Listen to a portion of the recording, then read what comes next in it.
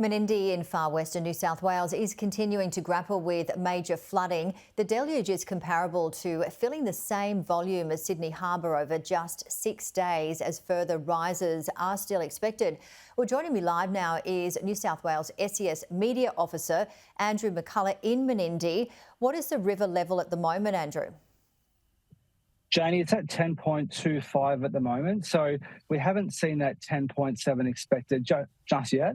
That may still happen over the coming days, and that may happen into the weekend or early next week. At the moment, about 10 to 12 properties are currently impacted, and if we do see that 10.7, that will certainly rise a bit higher.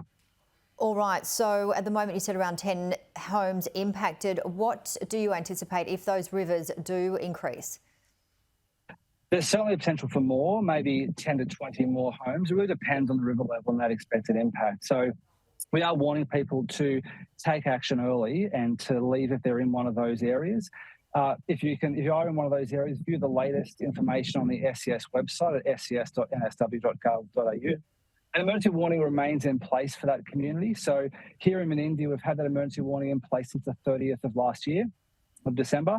So we are expecting people to take action and leave early if they can. Andrew, how have the community been helping in the floods? We've really seen across New South Wales a huge effort from community members, whether it's stepping up to help with sandbagging or dropping off catering or working around with logistics and helping us move things around when they need to go in the flood. It's been a huge effort from spontaneous volunteers, and a huge thanks from us to the community for getting involved. It's much appreciated. It's really helped us to provide a better service to the rest of the community. We expect this to continue in the future with more and more disasters occurring, and we just ask people to consider helping out if they can. It's extraordinary, isn't it, the amount of volunteers that have helped, because it's not just one day. This has been going on for months and months.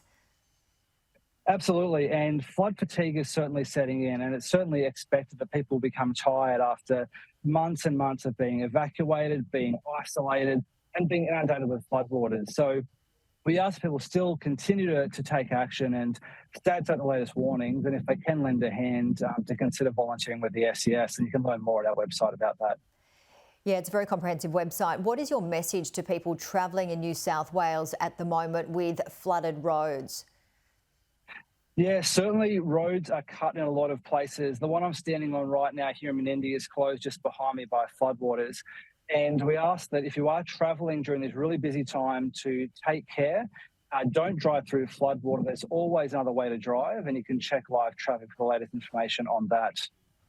Because it only takes a very small amount of water, doesn't it, to get flooded and to potentially get you into trouble. That's right, and we see that people think, oh, it's only a small amount, and they drive in there, and the actual road has disappeared. So we've seen that in a lot of places, particularly in Western New South Wales, where this flood has lasted for many months, and the water has actually destroyed the road surface. So the road's been washed away, and they can't see it because dirt, like dark brown, muddy water is there. All they can see is a bit of a lake, and they try and drive through it, become stuck, and require us to come and help them.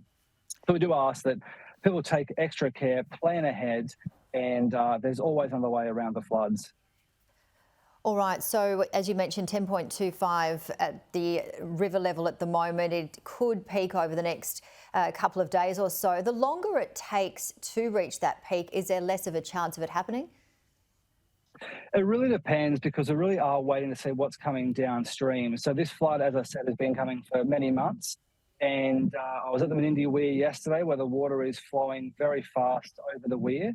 And it really depends how much water comes from upstream as to what comes down here and impacts the town. So the Bureau and Water New South Wales, together, the data is showing that we might reach 10.7 over the weekend or into early next week. And so we just ask people to be prepared for that. And if you are in that area, to take action and consider evacuating early.